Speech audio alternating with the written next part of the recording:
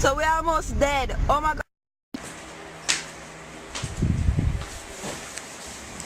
Hey guys, I know it's been so long since I have kind of told you what's in my mind, what's on my mind, the thoughts in my head, but I'm back. And so, first off, I just want to say congratulations to the Jamaica sprint team that gave us such a wonderful show today in the 100-meter male sprint finals at the World Championship in Moscow, Russia. Woo! Go team, go team, kill him. Anyways, we're gonna start off with local Queen Ifrica at the National Gala. I had something to say about homosexuals and she wasn't pleased with it. It's not anything to do with the Rasta liberty. She's not about that lifestyle. And there's like a debate going on as to should she have said what she said. Should she like burn them down, woman to man, man to woman, and woman to woman is wrong, whatever. She don't agree with that shit, right? And I'm just like, I understand both sides. It's just that if you hire Queen Ifrica, you kind of know what you're gonna get. She doesn't fluctuate. She hasn't changed. That's what she believes, and she's pretty militant. And at the same time, I understand the other argument that says, as a entertainer and knowing that this is the National Gala for Independence, she should temper her performance and to also know how to work with people and to say, listen, yeah, this is usually her thing, but she could have sing 1, 2, 3 song and come off. She never have to, voice that particular opinion. I am more inclined to go with what I just said. You're an entertainer. You're not gonna always be somewhere that you're gonna able to voice out everything that you feel. It's not a matter of selling out. I don't think it's a sellout if she just went up there, sang 3 songs that people know, and came off and just say, hey Jamaica, big up. That was such a unrelated topic. And I do understand that she felt like she had a forum, but now she's kind of damaged that level. I mean, I just fear for entertainers or artists who, for a little local forward, a local pat on the back from people with a certain mindset, they kind of don't think about internationally how something is viewed or how one would carry themselves. I mean, it's just, I don't know. I didn't necessarily agree with how she went about it or where she decided to go about it. And that's my take on it. Now, while we're still on music, we can talk about Chris Brown. Now, Chris Brown, she is always finding her way into my commentary. I know, I love the songs. I love all his stuff. I don't want to go there. I guess I gotta go there. Like, I love Chris Brown's music. What I don't like is what Chris Brown is becoming. To me, it almost seems like Rihanna has moved on. She done a carnival, done a crop over, wine pan a boom see, stop. She done there catch. She a tip on her toe. She's enjoying herself. Chris Brown supposedly moved on with Carew. We've had this struggle before with the young lady. But his life is still in shambles. And I kind of feel like he's the one to blame. Like, Chris Brown just always seemed to be attracting problem after problem after problem. And at some point, I'm just like, yo, you have to disappear. Like, you just have to chill out for a little bit. Just make everything breeze out, all the smoke clear. And then you can just come back. But now you're going to do an album and you say, this is going to be your last album. You think you're going to retire. And everybody's like, it's not really bite. Clearly you're looking some attention. And then to feed into this looking some attention belief, have a seizure. Now let me tell you something about these seizures. And what you're going to blame the seizure on is all the bad publicity and all the stress that you're going through.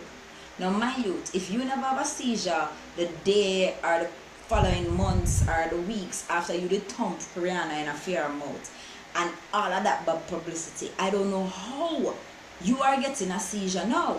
What we need to do is to make people like me know if seizure is a code name for Molly. Because Lil Wayne have seizure, you have seizure, and Rick Ross have seizure.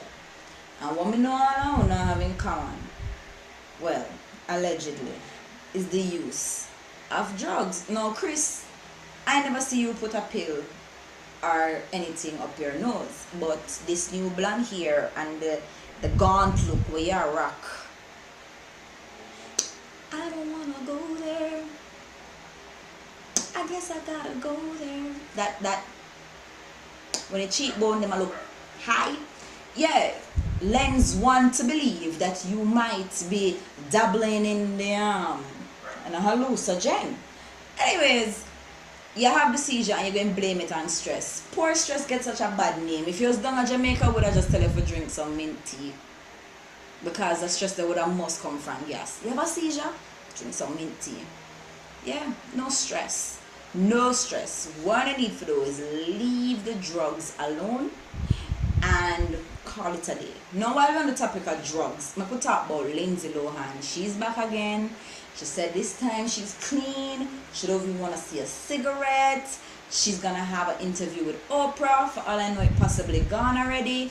And she's just not about that drug life. She's all focused on her work. Now, Lindsay Lohan, you guys follow me on Twitter, you know about. I really like her. For some reason, I just think she's lost her way. And she's a product of our upbringing. Like, her father is fucked up. Her mother is freaked up. And her little sister, I haven't seen her in the news in a long time, but, you know, I think maybe she might have been more protected, seeing as what happened to Lindsay Lohan. So I kind of have a soft spot in my heart for her. And I'm really rooting for her the way I rooted for Whitney Houston. Rest in peace, Whitney. So I'm really hoping this time, because like if you follow Hollywood, if Robert Downey Jr. can bounce back, even though I think him still lick the thing under the quiet, but if him can bounce back and have a career after that, the extensive drug abuse where him go through, I think Lindsay Lohan can bounce back. I'm really hoping that she does, and like her career, because that Elizabeth Taylor movie on Lifetime was just ghastly.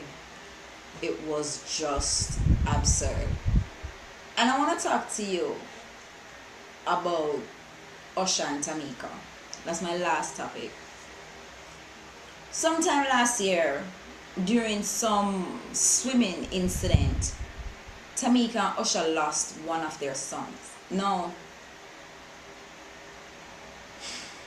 Tamika was not around. Usher was, because you know Usher is the full guardian. I think she gets visitation or whatever.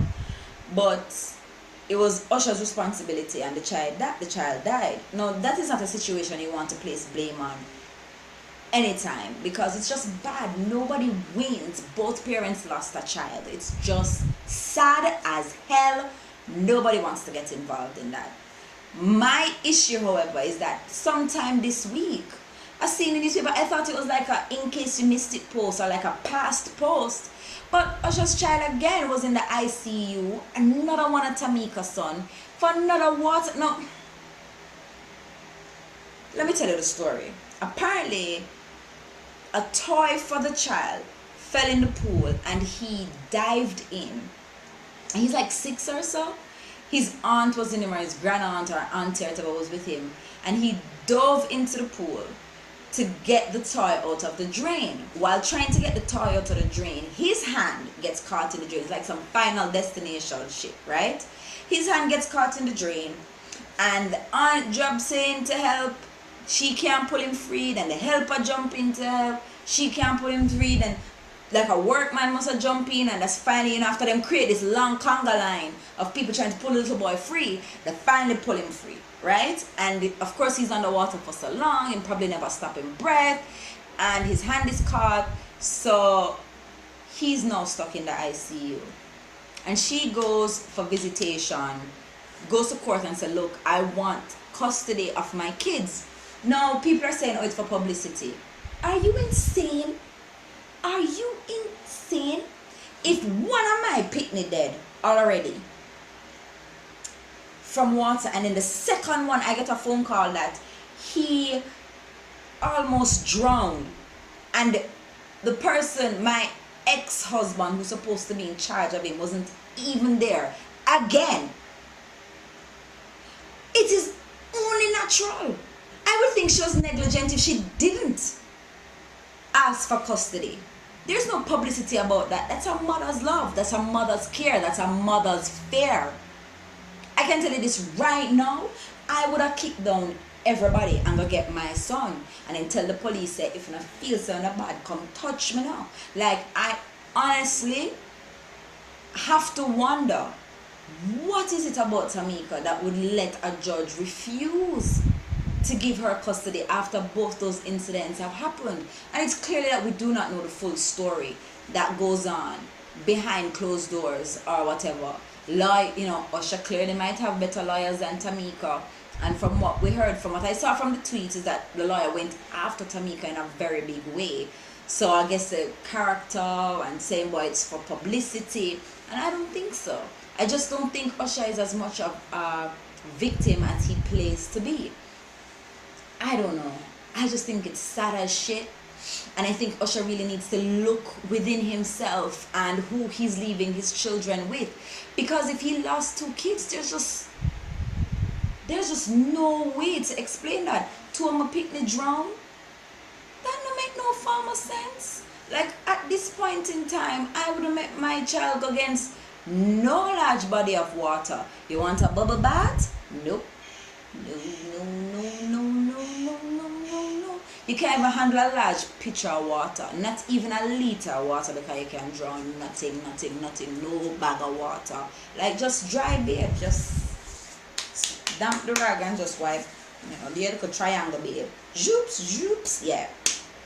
No, definitely not. And so I don't think it's publicity. I think she was genuinely concerned. I think she has all rights to be concerned. And I think Usher, I'm so confused. I think Usher more than anybody else needs to be ripped a new one. How the bad word in all thy name, your second picnic I got drowned. Like, somebody in here needs a Gaza box. Somebody. Anyways, those are the thoughts in my head. Later.